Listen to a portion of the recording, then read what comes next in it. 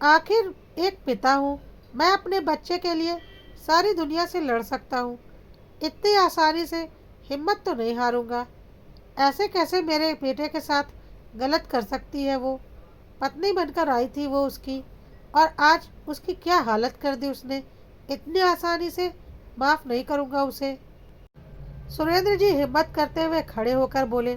उन्हें इस तरह से देखकर उनकी पत्नी माया ने कहा, रहने दो जी, हम क्या ही कर लेंगे। हमारा बेटा तो सलामत है ना, बस वही काफ़ी है। ऐसी लड़की का क्या भरोसा, जाने दो उसे। तुम उसे सलामत कह रही हो? हमने अपना जीता जागता बेटा बहू को सौंपा था, उसने जिंदा लाश बनाकर हमें दिया है। हंसता मुस्कुराता मेरा बेटा, आज कैसी हालत हो गई है उसकी, और ये सब उसके कारण। सुरेंद्र जी की बात सुनकर माया अपने पल्लू में मुंह छुपाकर रोने लगी। आखिर वो करती भी क्या? अपने 27 साल के बेटे को यूं हॉस्पिटल के बिस्तर पर पड़ा देखकर किस माँ को रोना नहीं आएगा। 1 साल पहले सुरेंद्र जी और माया ने अपने बेटे अभिमन्यु की शादी रागिनी से करवाई थी। रागिनी एक निम्न मध्यम वर्गीय परिवार की बेटी थी, पर उसके ख्वाब शुरू से ही बहुत ऊंचे थे। रागिनी पढ़ना चाहती थी। उसने सिर्फ ग्रेजुएशन किया था। वो अपने पैरों पर खड़ी होना चाहती थी, जो उसके पिता अपनी कम आय के कारण नहीं करवा पा रहे थे। शादी से पहले ही उसने बता दिया था कि वो आगे पढ़ना चाहती है, लेकिन सुरेंद्र जी के परिवार को इससे कोई समस्या नहीं थी। सो उन्होंने शादी के लिए हाँ कर दी। यहाँ तक कि जब रागिनी के पिता ने कहा कि वो सामूहिक सम्मेलन में विवाह करवाना चाहते हैं क्योंकि वो शादी का खर्चा नहीं उठा सकते, तो उसके लिए भी वो लोग राजी हो गए। काफ़ी साधारण तरीके से रागिनी और अभिमन्यु की शादी हुई थी। शादी होकर रागिनी ससुराल आ गई, लेकिन पग फेरे के लिए गई तो लौटकर नहीं आई। जब अभिमन्यु उसे लेने गया तो उसने कहा, अब मैं आगे की पढ़ाई करना चाहती हूँ। ससुराल में रहकर ये सब संभव नहीं है। अभी मुझे आगे कॉलेज में एडमिशन लेना है। सोच रही हूँ कि शादी में आए हुए शगुन के पैसों से मैं अपनी एडमिशन फीस भर दूँ। अरे पढ़ाई ही तो करनी है, वो तो वहाँ पर भी हो सकती है। और फिर वहाँ डिस्टर्ब करने वाला कौन है? मैं और पापा तो सुबह ही दुकान चले जाते हैं और रात को ही घर आते हैं। मम्मी ही दिन भर घर में होती है। मेरी मम्मी बहुत सुलझी हुई है, वो भी तुम्हें परेशान नहीं करेंगी। और रही बात फीस की, तो वो मैं जमा करवा दूंगा। तुम फिक्र क्यों कर रही हो? आखिर हमने वादा किया है तुम्हें आगे पढ़ाने का, तो हम उसे निभाएंगे भी। अभिमन्यु ने कहा। लेकिन अभिमन्यु जी, कम से कम आप तो मेरी भावनाओं को समझो। आप मेरे जीवन साथी हो, आप नहीं समझेंगे तो कौन समझेगा? रागिनी ने बड़े ही प्रेम भरे शब्दों से अभिमन्यु से विनती की। यह सुनकर अभिमन्यु का दिल पिघल गया और वह रागिनी को वहीं पर छोड़कर आ गया। साथ ही कॉलेज में एडमिशन के लिए फीस भी दे आया। साथ ही साथ ये भी कह दिया कि और ज़रूरत हो तो बोल देना। जब घर आया तो माया जी ने इस बारे में पूछा, तो अभिमन्यु ने उन्हें भी समझा दिया। हालांकि ये बात माया और सुरेंद्र जी को अजीब लगी, पर ठीक है, बेटे बहू की आपसी समझ। उन्होंने कुछ नहीं कहा। यूँ तो रागिनी कभी भी अभिमन्यु से ठीक से बात नहीं करती। अगर अभिमन्यु फ़ोन लगाता तो कभी पढ़ाई का बहाना, तो कभी कुछ और बहाना करके फ़ोन जल्दी से जल्दी रख देती। लेकिन जब पैसे लेने होते तो बड़े ही प्यार से अभिमन्यु से बात करती। महीने में एक बार 15-20 हज़ार रुपये आराम से वो ले लेती, ये कहकर कि कोचिंग की फीस जमा करनी है, ज़रूरी किताबें खरीदनी है। अभिमन्यु भी विश्वास ही विश्वास में पैसे रागिनी को दे देता। कई बार अभिमन्यु उससे मिलने के लिए उसके घर जाता, तो कई बार तो वो मिलती नहीं, और जब मिलती भी तो हमेशा यही कहती कि कल मेरा वीकली टेस्ट है, मुझे तैयारी करनी है। इसलिए 10-15 मिनट उसके पास बैठती और फिर पढ़ने के लिए उठकर कमरे में चली जाती। तीज त्योहार पर भी अगर माया जी उसे आने के लिए कहती तो वह कोई ना कोई बहाना बना देती, या फिर आती भी तो एक दिन में 1-2 घंटे रुकती और फिर वापस अपने मायके चली जाती। यह सब यूं ही चलता रहता। अगर 2 महीने पहले सुरेंद्र जी ने रागिनी को किसी और लड़के के साथ नहीं देखा होता, उन्होंने घर जाकर अभिमन्यु को बताया, तो अभिमन्यु ने कहा, पापा कोई फ्रेंड या कोई रिश्तेदार होगा। तब सुरेंद्र जी ने कहा, बेटा हो सकता है, मैं उससे इनकार नहीं करता हूँ, लेकिन बेटा तुम्हें पता भी है कि रागिनी कौन से कॉलेज या कौन से कोचिंग सेंटर में जाती है। मैं तो तुम्हारे मन में तुम्हारी पत्नी के लिए शक के बीज नहीं बो रहा हूँ, पर कहीं ऐसा ना हो कि हम विश्वास ही विश्वास में रह जाएं। आजकल ज़माना बड़ा ही ख़राब है, तो थोड़ा पता करो। अभिमन्यु को भी सुरेंद्र जी की बात सही लगी। आखिर कुछ दिन दुकान ना जाकर उसने इस बारे में पता करना ही ठीक समझा, लेकिन जो बातें उसके सामने निकल कर आई उससे वो हैरान रह गया। रागिनी सुबह कॉलेज के लिए तो रवाना होती थी, पर कॉलेज ना जाकर पूरे दिन वो एक लड़के के साथ घूमती रहती थी। यहाँ तक कि उसने कोई कोचिंग सेंटर ज्वाइन नहीं किया था।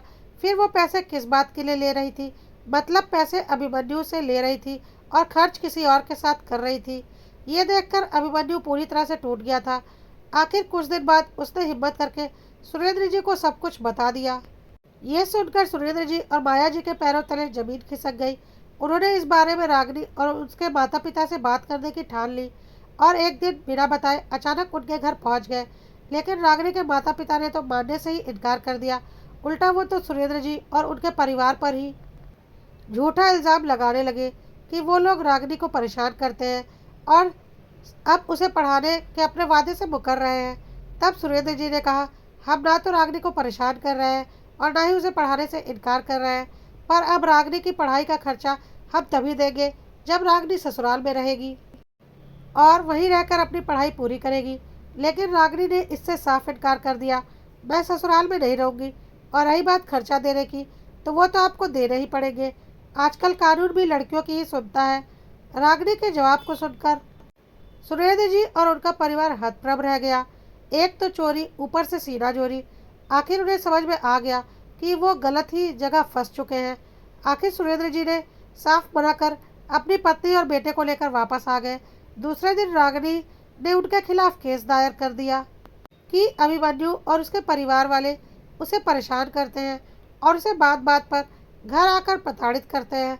साथ ही वो दहेज की भी मांग कर रहे हैं। आखिर जब अभिमन्यु और उसके परिवार वालों को नोटिस मिला तो उनके पैरों तले जमीन खिसक गई। उन्होंने इस बारे में रागिनी और उसके माता पिता से बात की तो उन्होंने बाहर ही सेटलमेंट करने की बात की।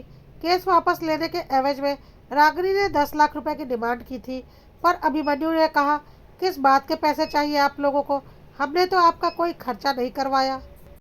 शादी भी सामूहिक सम्मेलन में हुई थी और साल भर आप लोगों ने हमसे पढ़ाई के नाम पर पैसे तो ऐंठे ही हैं। हम तो एक फुटी कौड़ी भी नहीं देंगे। मैं भी पढ़ी लिखी हूँ, कानून अच्छे से जानती हूँ। पैसे तो मैं लेकर ही रहूँगी। इतनी आसानी से तुम्हारा पीछा छोड़ने वाली नहीं हूँ, रागिनी ने अभिमन्यु से कहा। पर अभिमन्यु और उसके परिवार इसके लिए राजी नहीं था। आखिर वहाँ से निकलकर अभिमन्यु और उसके परिवार ने रागिनी के खिलाफ केस दायर किया, परंतु यह समय परिवार के लिए बहुत भारी बीत रहा था। आखिर सामाजिक और मानसिक तौर पर अभिमन्यु और उसका परिवार काफ़ी कुछ झेल रहा था। यहाँ तक कि उनके अपने लोगों ने भी रागिनी के खिलाफ गवाही देने से बच रहे थे। आखिर कोई भी आज के ज़माने में कोर्ट कचहरी के चक्कर में फंसना नहीं चाहता था। आए दिन रागिनी और उसके परिवार वाले उन पर कुछ ना कुछ इल्ज़ाम लगा रहे थे। कोर्ट में केस चल ही रहा था। 2 दिन पहले सुनवाई के समय अभिमन्यु टेंशन में कोर्ट जा रहा था तो रास्ते में उसका एक्सीडेंट हो गया और तब से वो अस्पताल में ही था। उसकी हालत काफ़ी क्रिटिकल थी। अपने बेटे को इस तरह से बिस्तर पर पड़े देख आखिर माया जी ने कहा, अरे दे दीजिए ना पैसे और पीछा छुड़ाइए उस बेढंगी लड़की से। हमारे हंसते खेलते परिवार को बर्बाद कर दिया उसने। क्या हालत कर दी उसने मेरे बेटे की। कैसी बात कर रही हो तुम? भला हम क्यों पैसे दें? हमने गलत थोड़ी ना किया है। और फिर इतने पैसे कोई हमारे पास भी थोड़ी ना है। कोई हम अमीर घराने के लोग तो है नहीं, हम भी एक मध्यम वर्गीय परिवार के लोग हैं। सुरेंद्र जी उन्हें समझाते हुए बोले, आप चाहो तो यह मकान बेच दो और उस लड़की से पीछा छुड़ाओ। माया जी ने अपने पल्लू से अपने आंसुओं को पोंछते हुए बोली, नहीं नहीं, मैं इतनी आसानी से हार नहीं मानूंगा।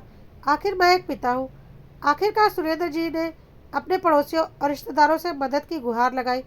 आखिर आप लोगों को से हम पैसा तो नहीं मांग रहे, बस इतनी सी मदद कर दीजिए कि मेरे बच्चे को इंसाफ मिले। अभिमन्यु और उसके परिवार की स्थिति को देखकर कुछ लोग रागिनी के खिलाफ गवाही देने को तैयार हुए।